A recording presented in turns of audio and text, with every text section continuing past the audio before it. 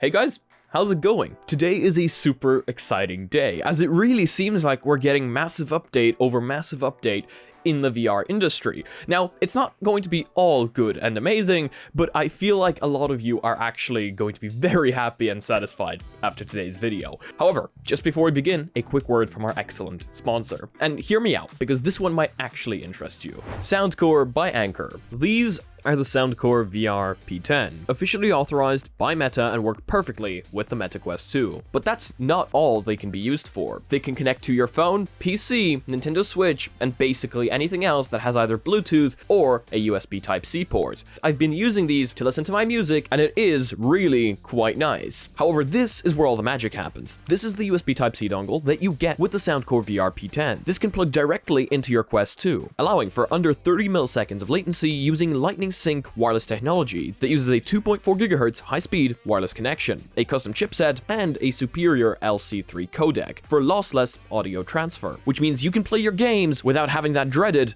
Bluetooth latency. This dongle also has power pass-through, which means that if you are using an external battery with your Quest, you can pass it through this dongle without losing out on power. If you have a phone, you can also connect to these at the same time as using your Quest via Bluetooth, which means you don't have to take off your headset or pause your gameplay to answer phone calls. And if you have more than one dongle, you can also switch between those dongles via the app, which not only allows you to update the firmware, but allows you to change things like the equalizer and switch via devices. Other than that, they are quite a nice package. The battery life on them hasn't died on me since I've been using them, and they of course do have those sick lights that you can change the shade of in the app. They certainly do give you a few looks out on the street, especially at night. And at the bottom, you've got Type-C charging. If you want to check out the VR P10, all links are down below. And thank you so much to Soundcore for sponsoring this segment of the video. Let's get right into the news. So let's begin with the title, a game-changing update for Quest. And it is quite literally game-changing, as ever since hand tracking has come out, I've wished for one thing: it to be available in VRChat.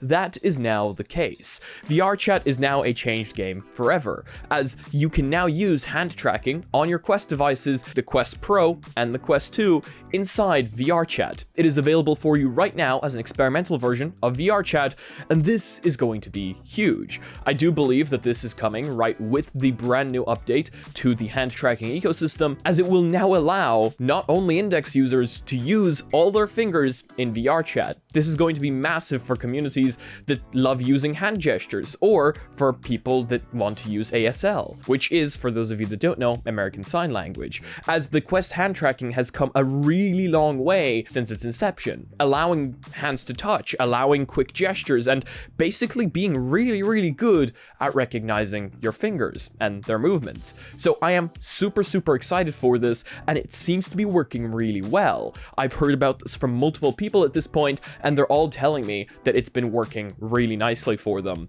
Now, I know that other people are having issues with hand tracking. Hopefully all that gets fixed in the coming weeks, and you will be able to use this. I mean, we're gonna have an influx of people that can actually use their fingers now. It's going to be so cool seeing that extra level of interaction inside a social app, and I'm so happy that VRChat is finally adding this. I do believe that this is one of the most asked for things ever. I used to have a video showing you how to do that by basically emulating index controllers with ALVR through PC VR, as there's currently no way of getting your fingers and hands to work with Quest hand tracking using the PC version of VRChat, which is unfortunate, but hopefully that will arrive very soon. How they're going to do it, I'm not sure. Either that might be added, or maybe Virtual Desktop can make some magic happen.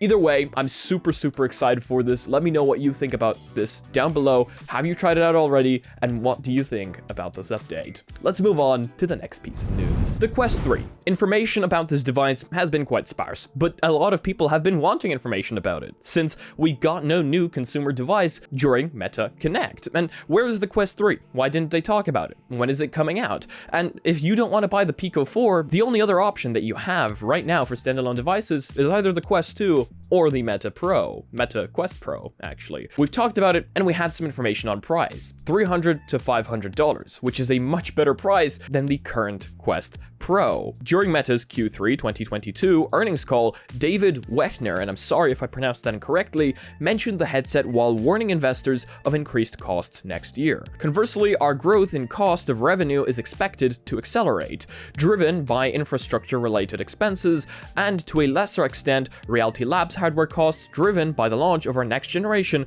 of our consumer Quest headset later next year. Now, the price tag that I got was from what Mark Zuckerberg earlier this month told Stratechery. There will be a Quest 3, and that's in the price range of $300, $400, or $500, that zone. So that's where I got that price tag from. However, later next year could mean literally anything. Later, presumably meaning the next Meta Connect conference. So the Quest 3 isn't coming anytime soon, or at least that's what it looks like.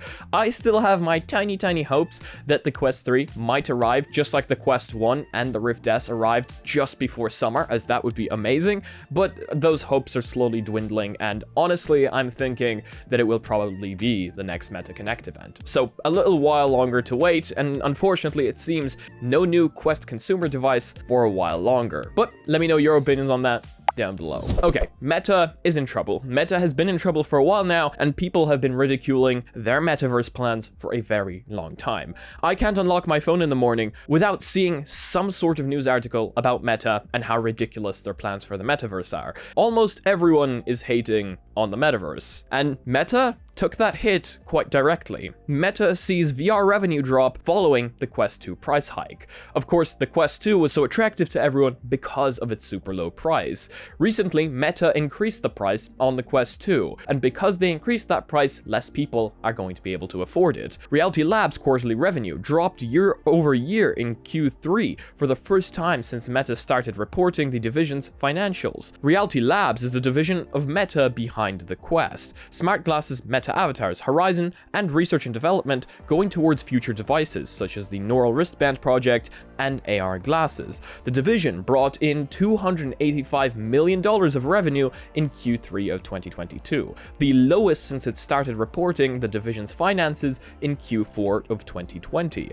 That's down from $558 million in Q3 of 2021, a dramatic drop of roughly 50%. This is not a small drop of revenue, and this is really going to take a hit. And what I've been seeing all over the place now is essentially investors telling Mark Zuckerberg to cut back on the metaverse expenses, and him essentially saying, no, we're going to spend more, which is, according to me, the only way to go about it right now. You're in so deep into this that you might as well power through, as if you stop now, you're only going to get more issues going forward. There's a lot of benefit to Meta investing so much money into VR for consumers, for the technology, and for things growing and evolving. And if they were to stop now, I think we could see a stagnation, which of course wouldn't be good for VR. As much as it would probably be better for Meta's money, it wouldn't be good for us. So honestly, I'm quite happy with Mark Zuckerberg powering through,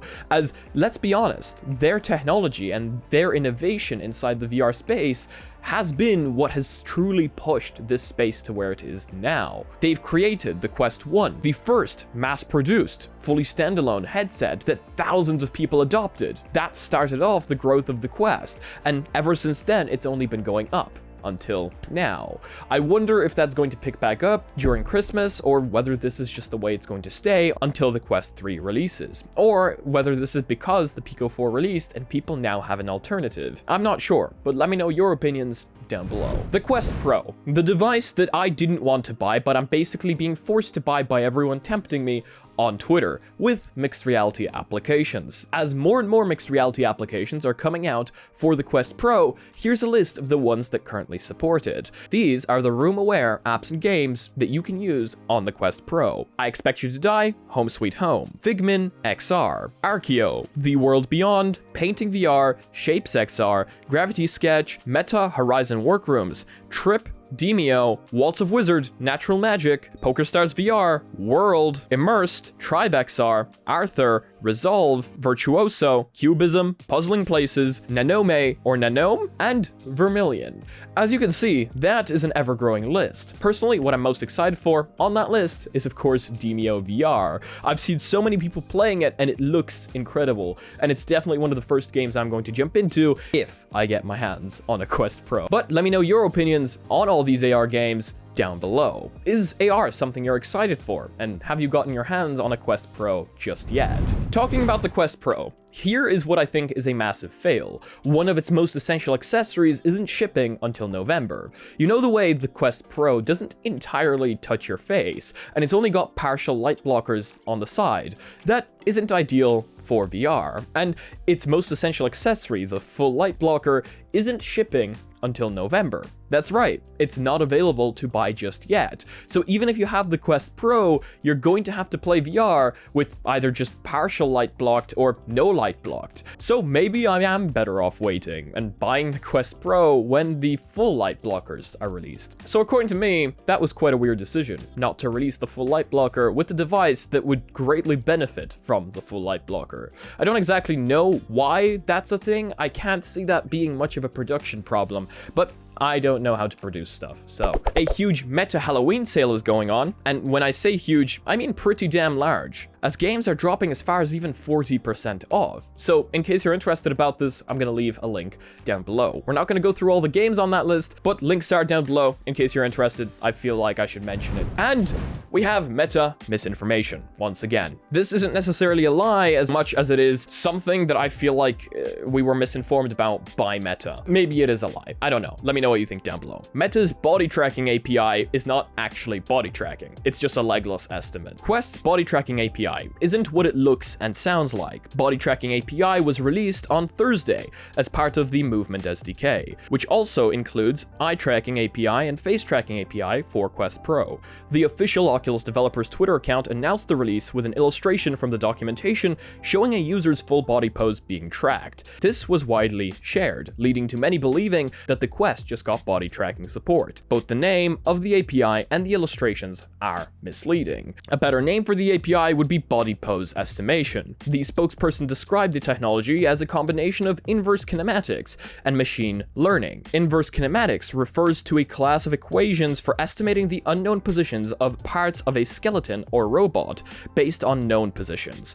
These equations power all full-body VR avatars in apps today. Developers don't need to implement or even understand the mathematics behind IK, as game engines like Unity and Unreal have IK built in. So, as you can see, no leg tracking for us. This is not even full body tracking. This is just inverse kinematics, or at least something very much like it. Unfortunately, it doesn't seem like full body tracking is coming to the Quest anytime soon, and it is mostly just going to be complete and utter estimation. So that's an unfortunate note to end on, but you know what? I'm here to tell you the truth. So that's that. I have some super exciting information for you guys. Halloween is coming up, so this is our brand new merch for Halloween. I think it looks really cool, and it's actually been out for a while now, but I've been waiting to announce it until I actually get my hands on it and can inspect the quality. It's very comfortable, and the quality is approved by me, so if you want to check it out, all links are down below. It's a great way of supporting the channel and getting yourself a cool design shirt as well. I didn't want it to scream merch, so it's essentially just a design that doesn't scream anything about this channel whatsoever,